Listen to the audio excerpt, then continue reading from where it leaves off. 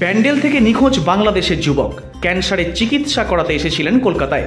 গত 2রা জুলাই এদেশে এসে হুগলির ব্যান্ডেলের কেওটা নবপল্লীতে দিদির বাড়িতে ওঠেন নিলয়। তার পাসপোর্ট সহ সমস্ত প্রয়োজনীয় নথিপত্র দিদির বাড়িতেই রয়েছে।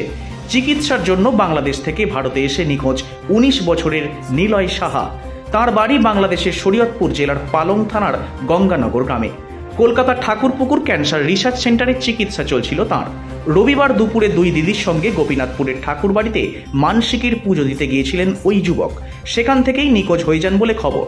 এরপর বহু খোঁজাখুঁজি করেও তার হদিশ পাওয়া যায়নি। পরিবার সূত্রে জানা গিয়েছে, ক্যান্সারে আক্রান্ত নিলয়। কয়েক মাস আগেই তার বাঁ পাও কেটে ফেলতে হয়।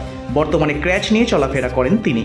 এই অবস্থায় একা কোথাও যাওয়ার সম্ভাবনা কম হলেও আত্মীয়দের আশঙ্কা, অচেনা পরিবেশে পথ ভুল করে হয়তো কোনো ট্রেনে উঠে পড়েছেন। এখনো পর্যন্ত কোনো খোঁজ না মেলায় ব্যান্ডেল জিআরপি থানায় মিসিং ডায়েরি করা হয়েছে। সোমবার চুঁচুড়া থানাতেও অভিযোগ জানানো হবে বলে জানিয়েছেন নিখোঁজ যুবকের জামাইবাবু শঙ্কর নাগ। পরিবারের সদস্যরা নিলয়ের দ্রুত সন্ধান পেতে প্রশাসনের সাহায্য চেয়েছেন।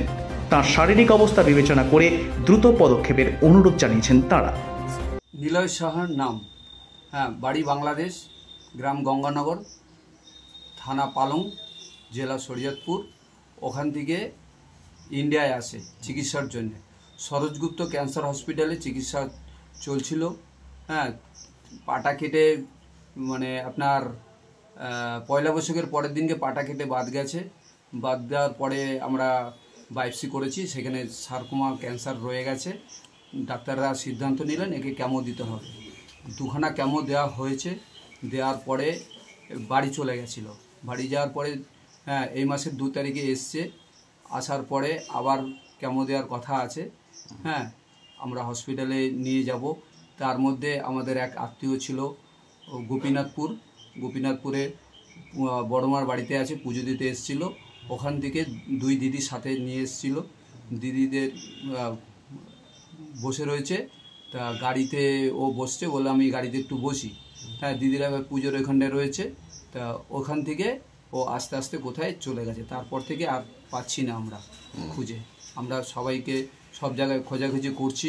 তারপরে আপনার প্রশাসনের কাছেও গেছিলাম, প্রশাসনও সাহায্য করছে আমাদের। আমরা আরপিএফের কাছে গেছিলাম, যে ওখানেও সব পাসপোর্ট দিয়ে সব কিছু করে ওনাদের কাছে জানিয়ে আসছি। যাতে সবার কাছে আমাদের অনুরোধ, যদি কেউ খোঁজ পেয়ে থাকেন তাহলে আমাদের একটু জানাবেন, কি প্রশাসনকে জানাবেন। এখানকার রাস্তাঘাট তো সেরকম চেনে না। আরও ক্যান্সার পেশেন্ট ক্যাশ নিয়ে হাঁটে। ভালো হাঁটতেও পারে না, একটা ঠ্যাং বাদ তো, ক্যাশ দিয়ে হাঁটা হয়। মূলত আমার যে পিস্তত ভাই, তার নাম শঙ্কর নাগ। সে তার বাড়িতে তার শালা, তার একটা ক্যান্সার ধরা পড়েছে তার পায়ে। সে পাটা বাদ গেছে। আমাদের ঠাকুরপুকুর যে ক্যান্সার হাসপাতাল আছে, সেখানে চিকিৎসাধীন করছিল। সেই সময় তার পাটা বাদ যাওয়াতে সে একবার চলে যায়। সে চলে যাওয়াতে তার পরবর্তী আবার আসে, যে একটা ক্যামো দেওয়ার কথা ছিল, সে ক্যামো দিতে আসে। দেওয়ার পরিবর্তে আমারই এক দিদির বাড়িতে পুজোর জন্য এসেছিল। এসে সে বলল আমি একটু হেঁটে আসি। তারপরে সে বেলা 2টো থেকে আমাদের নিখোঁজ হয়ে যায়। আমরা সারা রাতও গেল খুঁজেছি। কালকে আমরা জিআরপি, তারপরে পুলিশ প্রশাসনের কাছে গিয়েছিলাম। আজকে আবার মেন যে আমাদের চন্দননগরে যে ডিভিশন আছে, সেখানেও যাব, জিজ্ঞেস করবো। কিন্তু আমরা হতাশ হয়ে যাচ্ছি যে বেচারি কোনো রাস্তাঘাট চেনে না, অথচ এক পা নেই। এখান থেকে বেরিয়ে যে কোথাও চলে গেল, কেউ যদি কোনো সন্ধান খুঁজ পান আমাদের অবশ্যই জানান। Bureau report, Hooghly Times.